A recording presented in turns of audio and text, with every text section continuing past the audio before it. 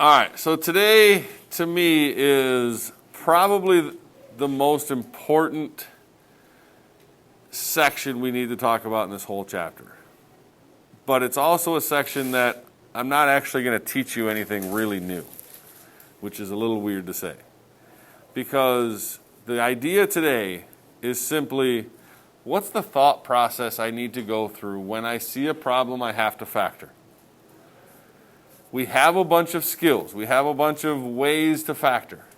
So now, what is the thought process? So before we go through the thought process, what are our different methods of factoring?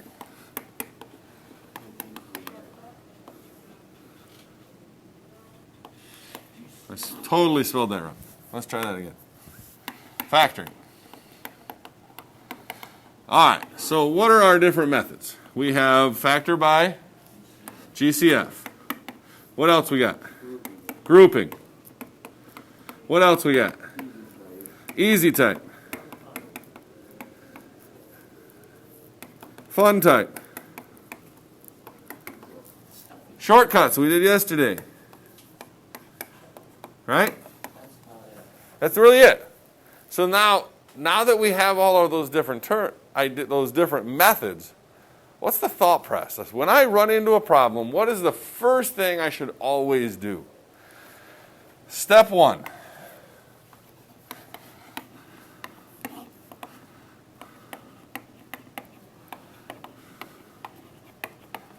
I always recommend, step one, you look for GCF. Can you pull something out? Because let's say it's a problem like this. We'll do 2. X squared plus 4x plus 2. This kind of looks like a fun type problem, doesn't it? What don't we like about the fun type problems? They're long, right? It takes a lot longer. Not all fun type problems do you have to solve the fun type method where you have to list all the different ways to get to a 2. Can I divide all of those numbers by something? Can I divide by 2? Then great. Pull out a 2. This becomes x squared. This becomes a 2. Struggling today. That becomes a 1, right? That fun type problem just became a easy type problem. Now, I say, now all I have to worry about is what 2 numbers multiply to 1 and add up to 2. 1 and 1. So, or I recognize, wait a minute. Isn't that one of my shortcuts even? That's a perfect square, 1x. That's a perfect square. Square root of that's 1, square root of that's 1x. Multiply those together times by 2. Do I get 2x? Yeah. That's just going to be x plus 1 squared. Done. Don't just assume I have to do things the long way. I would always, always, always recommend, step one, you look to see if you can pull something out. Because by doing that, you will always make the problem easier. In one easy step, you will always, if you're able to do that, you will always make your life a little bit easier. Okay? So that's step one. What's the next thing you should probably look for? Out of this, what's the next thing you probably should look for? Shortcuts, absolutely. Step two, look for shortcuts.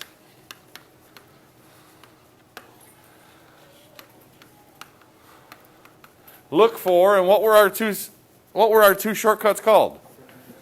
Difference of squares.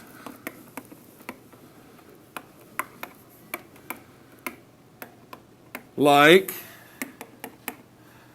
x squared minus 49, right? Or 25x squared minus 49. Look for those. And what's the other one called? Perfect square trinomials.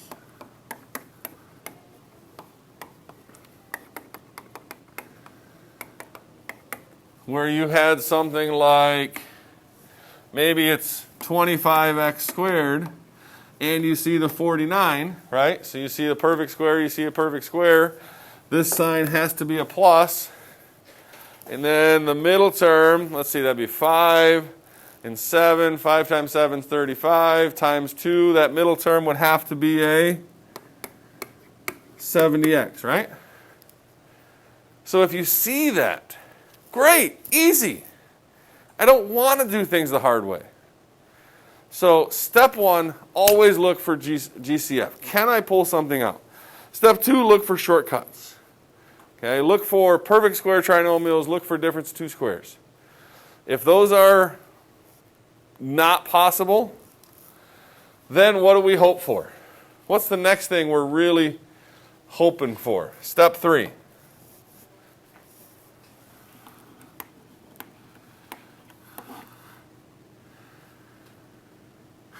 We're hoping for easy types.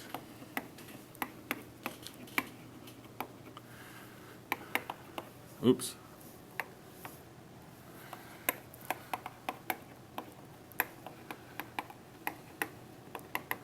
If it's a trinomial, we're hoping for easy types, like x squared minus 10x plus 21. We're hoping for those, right? Great. What's the only thing I have to do if it's one of those? How do you do the easy types? I'm looking for two numbers that multiply 21 and add the 10, which are 7 and 3. So x and 7, x and 3. My signs have to be the same.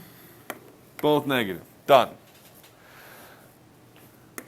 If it's a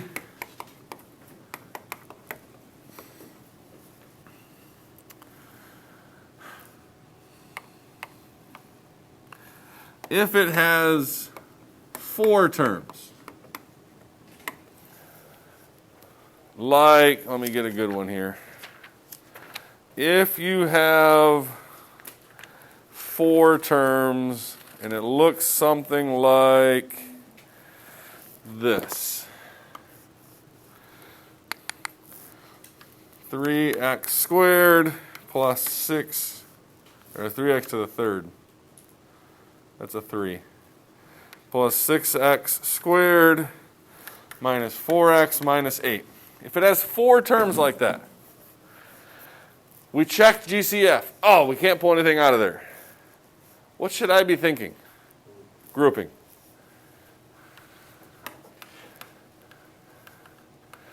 If you see 4 terms and you can't pull something out of there, you should be thinking grouping every single time.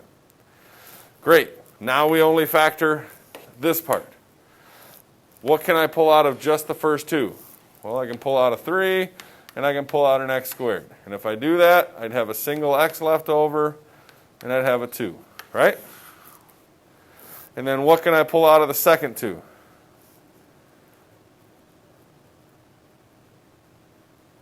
4? Now, I want it to be a positive x and a positive 2. So do you think I should pull out a positive 4 or a negative 4? Probably a negative 4. So that would turn that to a positive x and that negative 8 to a positive 8, or a positive 2. Now, what do these 2 terms have in common? The x plus 2, giving me, only I'd have left over the 3x squared and the minus 4. So, step 1, look for GCF. Can you pull something out? That will always make your life easier.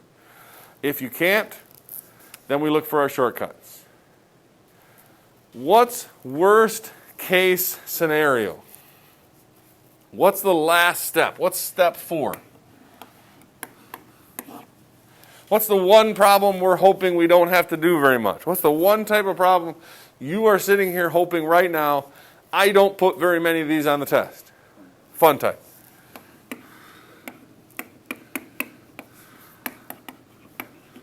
Fun type last. That's the ones that you're hoping I don't put a lot of. Those are the ones that, like, let's do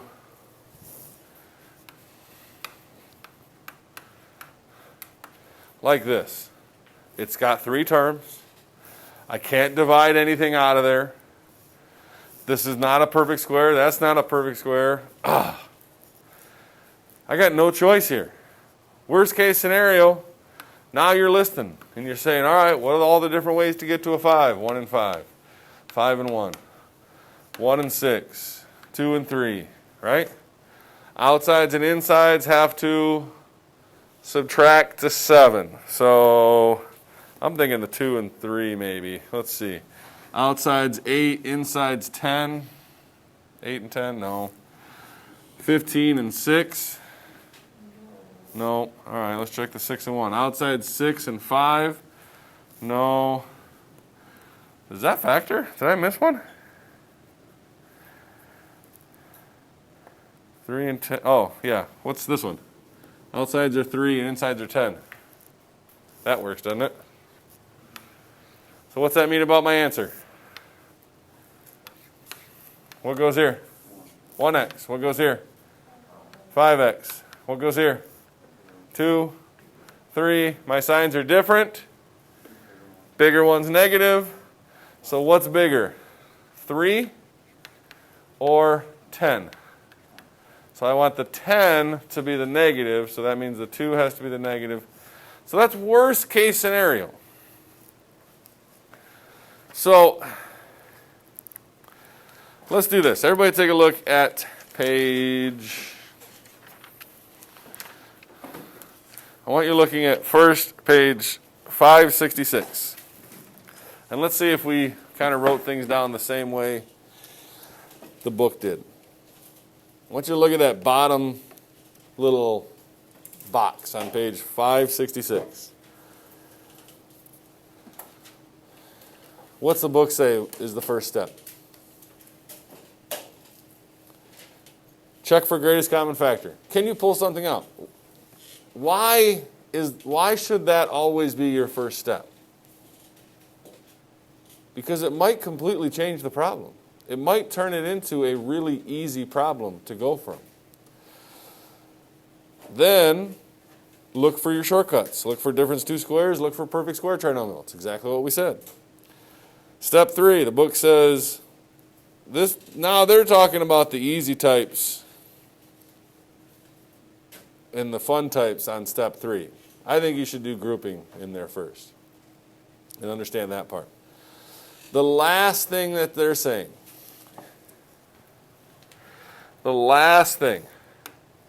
is they're saying check for common terms. Because let's say you did not recognize in that first problem we did. Let's say this is a test question. And you don't recognize that you can divide by 2, right? Great. We check. This is a fun type problem now, right? 1 and 2, 2 and 1. 1 and 2, 2 and 1. Or we don't need both on this one. We're looking to add up to 4, right? Outsides give us 2, insides give us 2. That adds up to 4. So my answer is 1x, 2x, right? 1 and 2, signs are the same, both positive. What is wrong with that answer?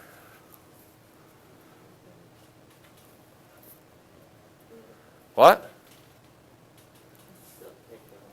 Yeah, look at this term. Can I pull something out of that term?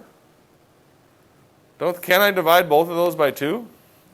So yeah, I would have to pull out a 2 out of this one. Now this one would stay the same, right?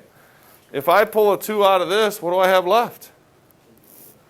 1x and a... Well, now I've got 2 of the same thing. I might as well just write it like this. So if you don't recognize that you can pull something out, chances are you're going to have to do it at the end. I think it's easier to do it first. Because number 1, it takes care of that problem for you. Number 2, it makes the problem easier. It will always make the problem easier because the numbers will get smaller.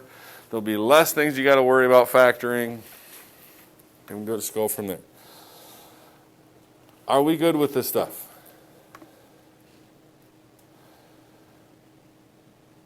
Now, turn the page over to 568. Again, for this entire chapter, these are the methods you have to know. The first one, greatest common factor. You got to know how to pull out a term out of an, pull out a 2, pull out a 2x. Difference of squares, got to know those. Perfect trinomials or perfect square trinomials, got to be able to recognize those. And then there's the easy type and the fun type. And then you got grouping.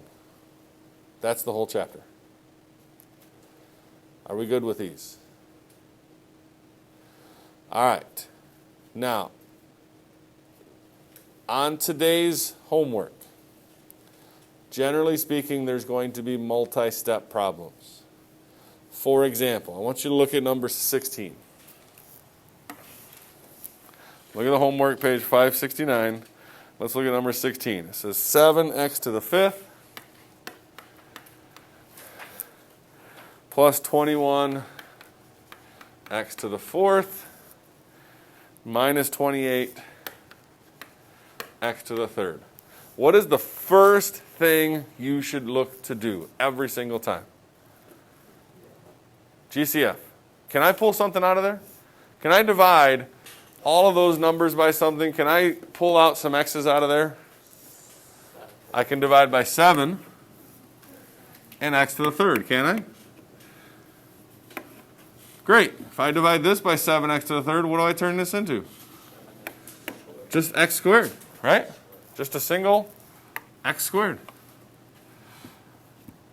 That'd be plus 3x and minus 4, right? Now, once we get to there, that just took a really ugly looking problem. When I first wrote that on the board, wasn't that a nasty looking problem? By pulling that out, didn't that just become an easy type? Now it's close to a perfect square because 1's a perfect square, 4 is a perfect square.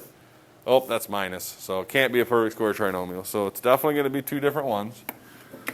But now we're hoping we can factor that as an easy type. What two numbers multiply to 4 and subtract to 3? 1 and 4. My signs are different. Bigger one is the positive. So there is your answer. A lot of these are going to be multi-step problems where you look for a GCF first. Maybe you can pull that out, maybe you can't. And then once you do that, you're probably not done at that point. Yes? Number 3.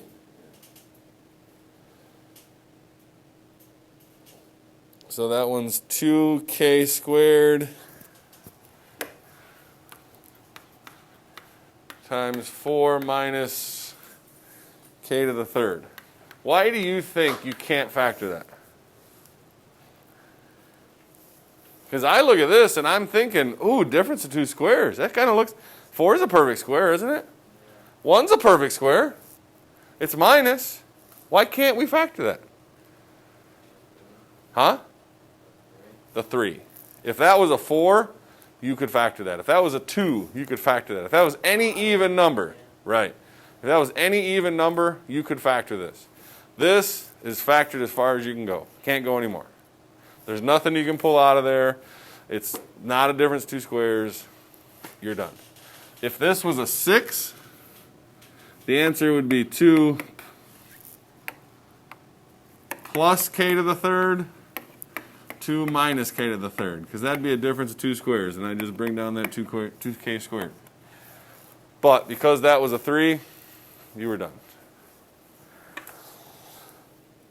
Now, a lot of these are going to be, yeah, there's nothing you can do. Are you able to factor everything? So 6 the same thing? Yeah, 6 is a, it's close. That's almost a perfect square trinomial in the second one, isn't it? But what's wrong with it? The 3, that a to the third. So yeah, you can't do anything there. Keep in mind, guys, the factoring method in general, the idea behind this whole thing is it's a pretty easy method that doesn't work all the time. The next chapter that we're not actually going to get to this year that you're going to do in Algebra 2 is solving these. And basically the only difference is we could put an equals 0 at the end. Every year that I have foreign exchange students, I always ask them, and so I usually get foreign exchange students in trig. And every time I get them, I always ask them, hey, did you ever learn factoring? Because I'll tell you right now, in about half of the European countries, they don't teach factoring. It's not that factoring's hard. The problem is factoring doesn't always work because you can't actually factor everything. That doesn't mean you can't solve every problem. It just means you can't do it that method. So the factoring method in general is a really nice method that works for most easy problems. The problem is you can't factor everything. So it doesn't work all the time. So I need you to understand that as you're going through these, like number 18, look at number 18. It says 9p squared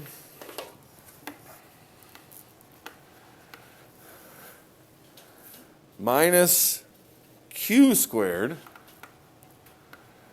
plus 3p.